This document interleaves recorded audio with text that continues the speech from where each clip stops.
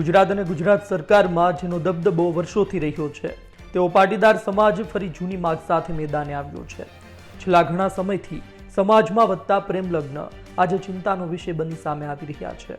જસદણ પાટીદાર શૈક્ષણિક ભવન ખાતે પાટીદાર દીકરીઓના પ્રેમ લગ્ન સહિત અલગ અલગ મુદ્દાઓને લઈને બેઠક મળી હતી। આ બેઠકમાં અલ્પેશ કથિરિયા, દિનેશ બાંભણિયા અને મનોજ પનારા સહિતના સમાજના આગેવાનો હાજર રહ્યા હતા। જે રીતે સૌરાષ્ટ્રભરમાં પાટીદારો ઉપર ખૂબ અત્યાચાર, અન્યાય, વ્યાજખોરી, કબજાખોરી, રોમિયોગીરી અને જે પ્રકારે ગુંડાગીરી વધી રહી છે, દિવસે ને દિવસે પાટીદારો યુવાનો આનો ટાર્ગેટ થઈ રહ્યા છે, એ મોરબીમાં તમે બધા મીડિયાના મિત્રોએ જોયું છે। એવો જ મોટો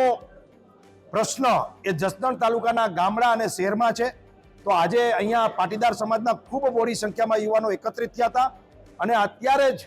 આ મીટિંગ પૂર્ણ થયા પછી જ અમારો મેસેજ તંત્ર સુધી પહોંચે કે જે રીતે પાટીદારોની એફઆઈઆર લેવામાં નથી આવતી, જે રીતે ગુંડાઓને પોલીસ સપોર્ટ કરતી હોય અથવા તો કૂરું વલણ રાખતી હોય, જે રીતે ગુંડાગીરી, લુખ્ખાગીરી અને વ્યાજખોરીને ડામવી જોઈએ, એ રીતે ક્યાંક ને ક્યાંક તંત્ર નિષ્ફળ નીવડ્યું છે એવું સ્પષ્ટપણે અહીંયા લાગી રહ્યું છે અને એના કારણે ખૂબ પાટીદારો ભોગ બની રહ્યા છે। ત્યારે અમે આ એક મિટિંગનું આયોજન કર્યું હતું અને એ મિટિંગની અંદર આવેલા યુવાનોનો પણ આ જ સૂર છે। તો આ તકે અમે સરકાર, ગૃહ મંત્રાલય અને પોલીસ તંત્રને એલર્ટ કરીએ છીએ કે આ વિષય ખૂબ વધતો જાય છે, આની ઉપર ત્વરિત એક્શન લેવામાં આવે, કડક અધિકારીઓ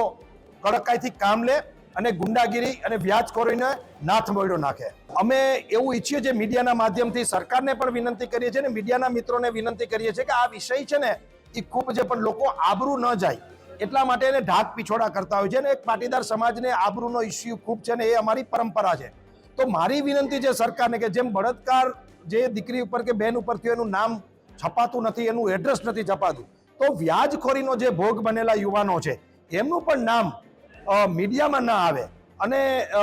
તંત્ર એને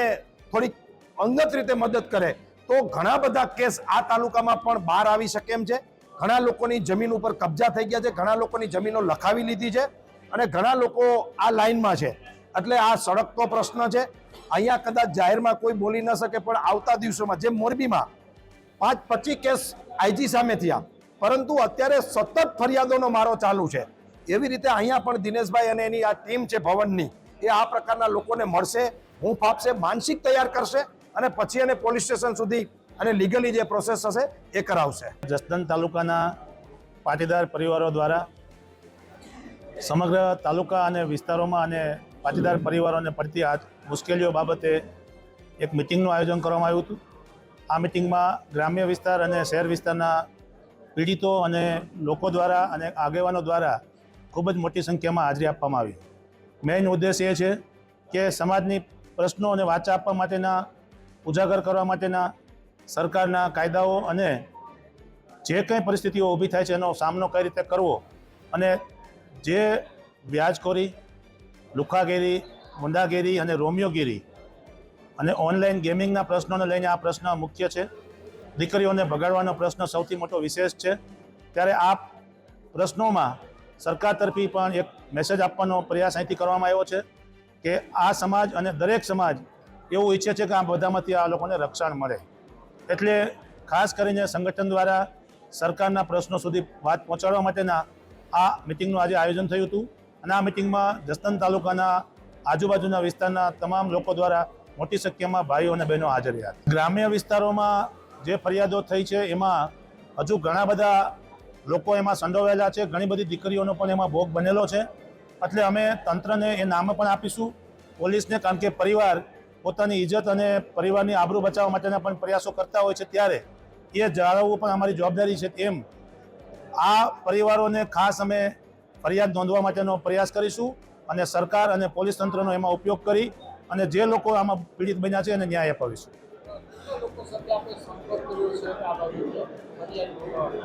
જે ગ્રામ્ય વિસ્તારમાં હમણાં બનાવ બન્યો છે એમાં 10થી વધારે દીકરીઓ એમાં ભોગ બની છે અને એના પરિવારોને અમે સંપર્ક કરી રહ્યા છીએ અને એની માહિતી આપી રહ્યા છીએ અને એમને આ બાબતે જાગૃત કરી અને એ બાબતની ફરિયાદ કરવા માટેનો પહેલો પ્રયાસ અમારો છે। સમસ્ત પાટીદાર સમાજ જસદણ દ્વારા જે મિટિંગનું આયોજન થયું હતું કે ઘણા સમયથી જસદણના જે તાલુકા અને જિલ્લાના જે ગામો છે, આ ગામોની અંદર પાટીદાર સમાજની દીકરીઓને ફોસલાવીને લલચાવીને એમને ભગાડી જવી, એમનું શારીરિક ને માનસિક રીતે શોષણ કરવું, એના જે યુવાનો છે એને ખોટી રીતે લતે ચડાવીને એમના પરિવારને બરબાદ કરવા, એમના કુટુંબ પરિવાર સગા સંબંધી પાસેથી નાણાંઓની માગણી કરવી. ત્રીજો પ્રશ્ન કે સૌથી વધુ જમીનો લોકો પાસે બચી છે આજે, નાણાં અને મૂડી ઘરમાં ઓછી હોય છે, ત્યારે આવી જમીન જાયદાદો ખોટા પ્રકરણો કરીને જમીન જાયદાદો પણ પડાવી લેવી. આજે બનાવો વધી રહ્યા છે અને આના કારણે જસદણ તાલુકાની અંદર ગુંડાગીરી ને લુખાગીરી જે ટપોરીગીરી જે તત્વો વધી રહ્યા છે એના સામે સમાજે મુહિમ ફૂંકી છે કે આવા એક પણ વ્યાજખોરોના ચુંગાલમાં કોઈ પણ સમાજનો યુવાન કોઈ પણ વ્યક્તિ ફસાણા હોય તો આજથી વ્યાજ બંધ કરવું, વ્યાજે નાણાં લેવા નહીં. જે કોઈ પણ લોકો આવા વ્યાજે નાણાં આપે છે અથવા ખોટી રીતે ફાઇનાન્સના લાયસન્સ લીધા વગર વ્યાજનો ધંધો કરી રહ્યા છે, એમની યાદી તૈયાર કરી અને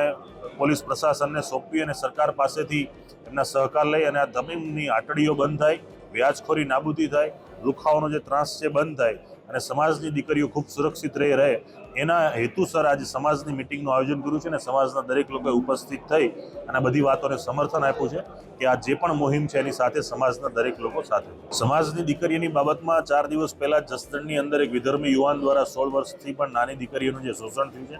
એમના શરીર સાથે જે રમત રમવા આવી છે એમાં ગુનો પણ દાખલ થયો છે, એમની ધરપકડ પણ થઈ છે અને હાલ જેલમાં બંધ પણ છે. એ બનાવ પછી સમાજની અંદર જાગૃતતા આવી છે, ઘણા બધા પરિવારો સામેથી પણ આવ્યા છે અને સમાજના જે એની સંસ્થા કામ કરી રહી છે એના મારફતે પણ જાણવા મળ્યું છે કે બીજી શોષણ યુવતીઓનું જે થયું છે એ પણ ભોગ બની છે. તો આવા પરિવારોને મળી, આવી યુવતીઓને મળી અને સમાજના લોકો એમનો સાથ સહકાર આપશે અને બીજી પણ આવા જે કોઈ પણ લોકોએ શોષણ કર્યું છે એમના વિરુદ્ધ ફરિયાદ થાય એવો પાટીદાર સમાજના જસદણનો આગ્રહ છે. પાટીદાર સમાજના આગેવાનો સમયે સમયે પ્રેમ લગ્ન પર બોલતા રહ્યા છે. હવે જોવું રહ્યું સરકાર કોઈ નિયમ લાવે છે કે નહીં. સંવાદદાતા રોનક મજીઠિયાનો અહેવાલ, ગુજરાત તક, રાજકોટ.